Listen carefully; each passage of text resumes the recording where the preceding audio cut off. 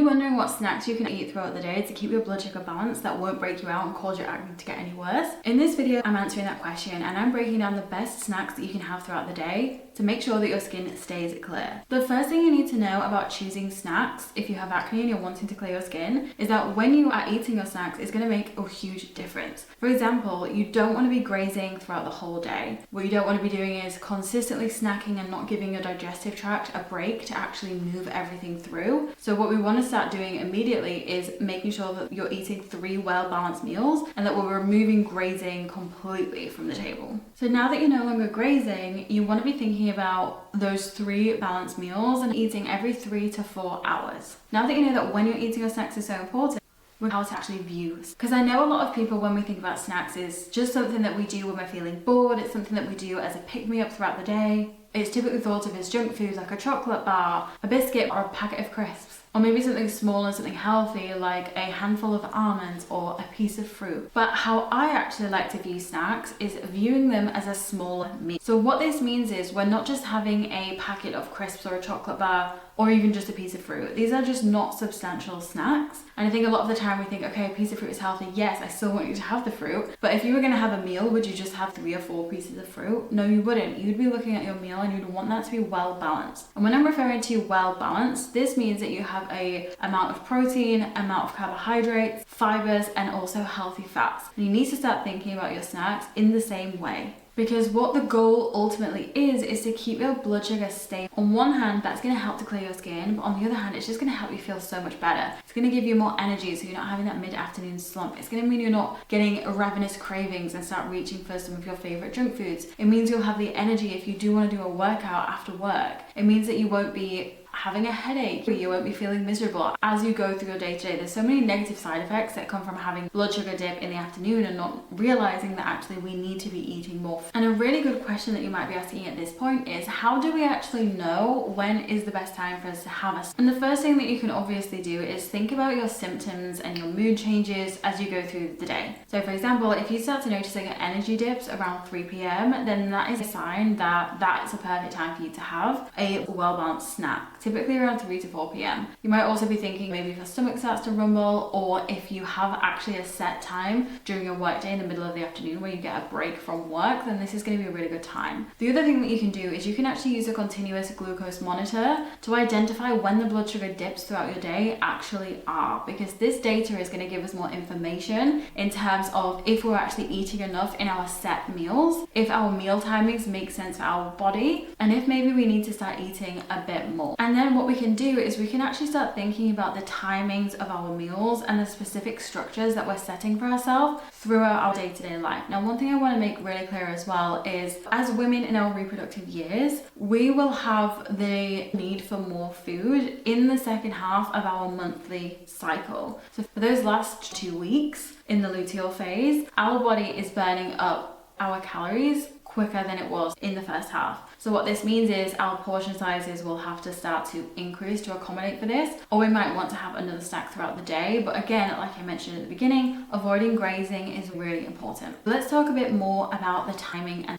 let's say, for example, you're waking up at 7 a.m. and you're having your breakfast before 8 a.m. You're then having your lunch around 12:30, meaning you have around 4.5 hours in your morning between your meals. This is a really good amount of time. So if you are having a large enough breakfast, which is substantial with protein, carbohydrates, fats, and all of that, then that should then keep you satiated and full all the way up until lunchtime within the middle of the day. Let's say it is within that 4 to 4.5 hour range. You probably don't have a need to have a snack in between your morning. But then let's say you're not having dinner until you get home from work and you're cooking your dinner, so dinner's around 7:30, then what you have is you have those 6 to 7 hours between your lunch and your dinner. That is a lot of time, and it's very likely that your blood sugar will dip, because it's unlikely that your lunch is going to be large enough for you to stay satiated throughout that amount of time. Obviously, in some cases when you are incredibly full, maybe you've eaten out in a restaurant, then yes, that's slightly different. But on a day-to-day basis, we can obviously only take in a certain amount of food each time. Maybe that's around 400 to 500 calories with your lunch. So then what we want to be doing is actually having a smaller meal as a snack in the middle of the afternoon. And if you use a glucose monitor, you'd probably notice this line up in terms of where your blood sugar then starts to dip. And what I will say is, when it comes to blood sugar, it's absolutely normal for our blood sugar to rise after eating a meal and then start to dip when we need to eat again. That is what we want to see, and that is an absolutely normal pattern. We just want to make sure that we're working with this and being more almost strategic with the way that we're eating our snacks so that we can stay full throughout the day. And to be completely honest with you, just having a piece of fruit isn't going to cut it,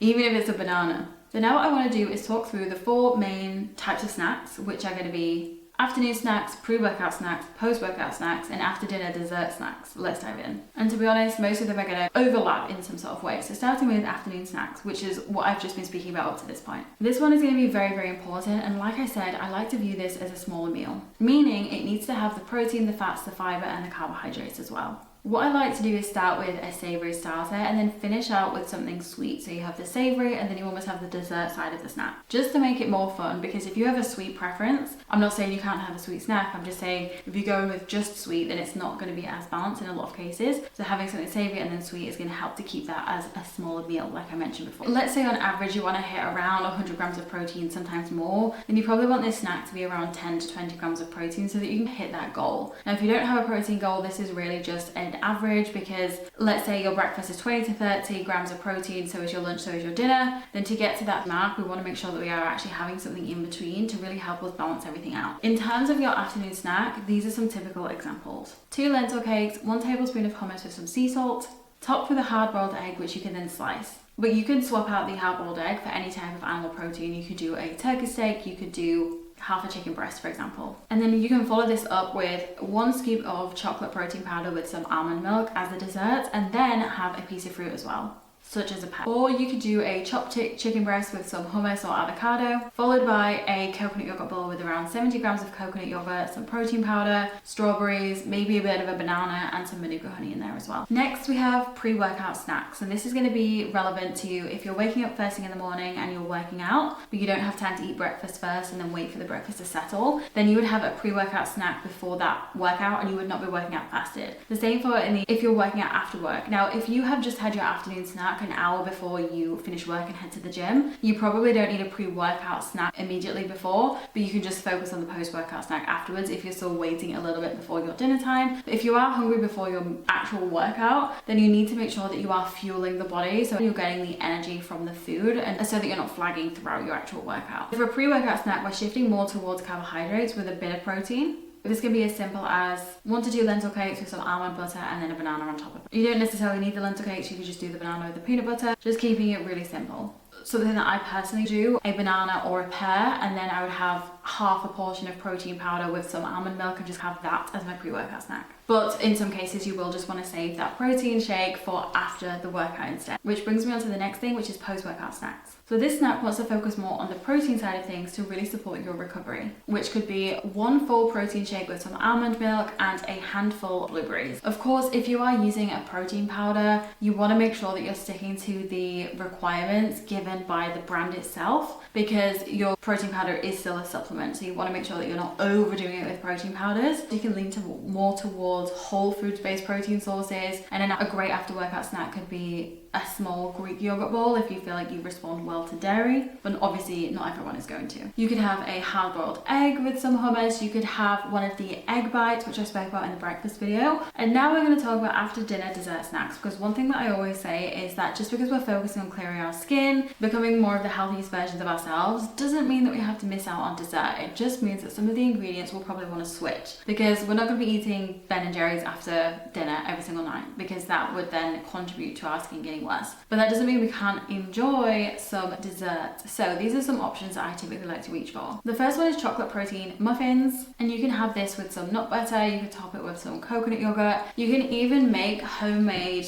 hazelnut Nutella with hazelnuts, cacao, and I think coconut oil. Super simple ingredients, and then just wipe that on top, and then you basically have a cupcake, but it's just a more healthy version, and obviously higher in protein, which is going to help keep your blood sugar stable throughout the day. If you haven't had a coconut yogurt bowl throughout the day, you could have that as your dessert. That's one of my favorite things to do. I will do about 70 grams of coconut yogurt, 1/4 of a scoop of protein powder with some strawberries, maybe half a banana, and some manuka honey as well. And another great thing is bliss bowls. So you can do these without dates, and just focus more on the nuts, this is going to be a really great snack, and that will also help keep your blood sugar stable in the evening. But you also have to think, you're eating this quite close to your evening meal, so we don't need to worry too much about avoiding certain things, especially we don't need to remove fruits by any means, but dates and dried fruits are quite high in terms of the glycemic load, so they are likely to spike blood sugar, and we still want to make sure that we're having a good amount of protein in your evening, because that's going to help keep your blood sugar stable throughout the night. Because one of the things that can wake us up throughout the night is those blood sugar dips, which then cause our stress hormone cortisol to spike, which wakes us up during the night, and it can be very, very frustrating if you wake up in the night feeling hungry. So this is another reason why it's so important to make sure that throughout the day you're actually eating enough food. Assuming here that you're probably not going to be going and doing a workout every single day, but let's say that maybe on a day that you do a workout, let's walk through the snacks and the meal timings just to make it make more sense. So for example, you're waking up in the morning and you're doing your workout before you have your breakfast. You're gonna have a pre-workout snack before your breakfast, and then when you get home, you will have your full breakfast. So there's no need for a post-workout snack.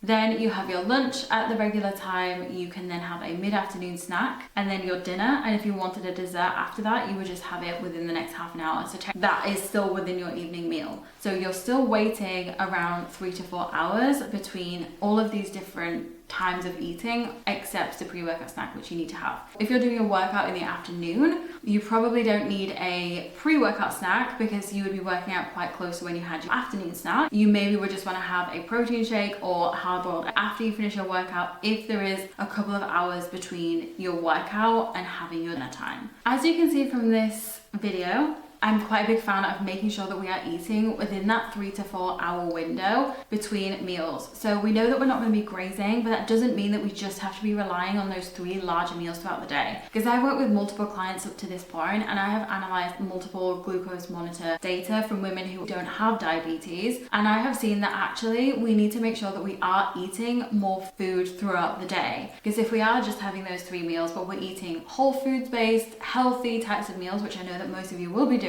you're probably not going to be eating enough food unless you're adding in those extra snacks throughout the day. Now obviously we can change the size of those depending on your personal preferences and your hunger levels, but what I wanted to do is just to make you really aware that we want to be viewing snacks differently. We want to be viewing them as fuel that's also bringing us that sense of joy. We don't have to be deprived or restricted. We can still have that dessert and we can still feel satiated throughout our full day, because something that can make us feel really quite rubbish is feeling hungry and just not having enough food. So fueling the body is essential. And now I'm going to just go through your homework so that you can start implementing some of these steps into your daily routines in a way that doesn't feel overwhelming. And the first thing is using a continuous glucose monitor to track your blood sugar and see if there is actually a specific time during your day when it would be best for you to have your snack as a smaller meal. And the brand that I like the best is going to be the Hello Lingo. And again, you really want to be looking at the amount of time between your meals, because yes, if you are someone who has an earlier breakfast and a later lunch, maybe you want to move that afternoon snack actually into the middle of your morning. So what we're thinking about consistently is just leaving the amount of time between those meals. The next thing is preparing your snacks in advance, especially on work days. Number 3 is testing out all these different snack options and seeing which one feels best for you. And number 4 is ensuring that you're eating those snacks strategically to keep your blood sugar stable. If you're wanting to learn more information about balancing blood sugar or how you can eat completely throughout the day to help to clear your skin, then I do have a free course called The Fundamentals of Acne Nutrition that I will link in the description box below for you to check out and get all the information that you need. If you love this video, then you're also going to love this video here where I spoke all about the best breakfast options for clear skin that you can utilize. So thank you so much for watching, and I will see you in the next video.